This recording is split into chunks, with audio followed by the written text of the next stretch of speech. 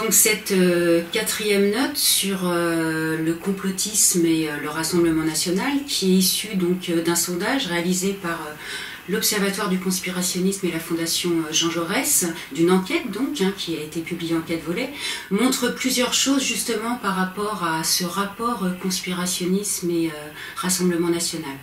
La première, c'est que en ce qui concerne les électeurs de Marine Le Pen à la présidentielle de 2017 et les sympathisants du Rassemblement national, on voit bien qu'il y a une surreprésentation de cette catégorie de personnes par rapport aux 10 propositions complotistes proposées. Ces personnes qui adhèrent au Rassemblement national figurent aussi parmi, on va dire, les complotistes les plus convaincus.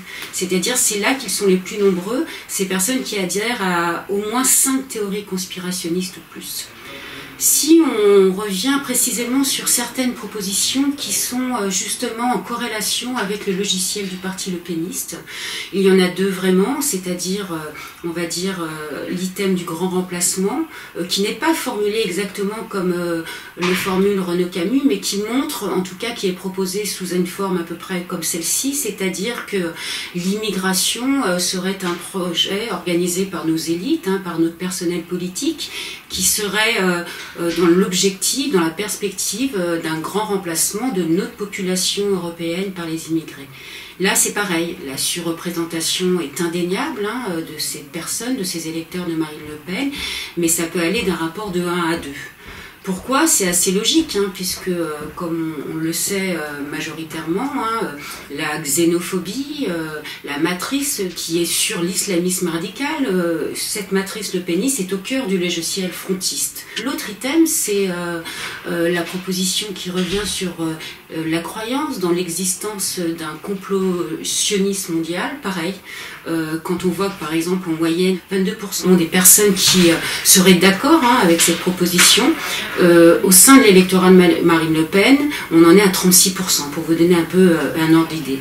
Pareil, alors est-ce que c'est logique quand on sait que Marine Le Pen a décidé de rompre, en tout cas, avec ce marqueur fondamental du parti de Jean-Marie Le Pen?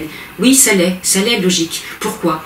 Parce que c'est vrai que quand elle a été élue à la présidence du Front National, à ce moment-là, en janvier 2011, au Congrès de Tours, une de ses premières déclarations publiques était justement ces quelques phrases, les camps d'extermination représentent le summum de la barbarie. C'était à peu près ça.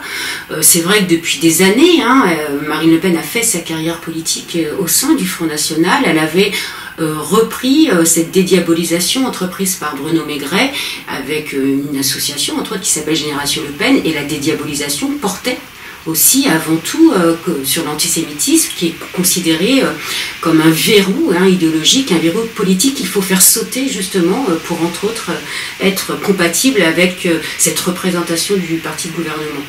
C'est logique parce que pourquoi ces personnes, ces électeurs de Marine Le Pen croient, 36% croient dans ce mythe du complotionnisme mondial, parce qu'ils ont une représentation particulière du monde, notamment basée sur le complotisme et sur l'antisémitisme, mais aussi que le Rassemblement national n'est pas né il y a quelques mois. C'est un parti qui appartient aussi à un passé, évidemment, et qui est le Front National, qui a été présidé par Jean-Marie Le Pen pendant plus de 4 décennies, et qui était aussi, à partir des années 80, on se rappelle du détail, du pseudo-dérapage de Jean-Marie Le Pen en 87, et d'autres, bien sûr, qui a fait de l'antisémitisme, mais aussi d'ailleurs couplé au négationnisme, on va dire un des marqueurs de son programme politique.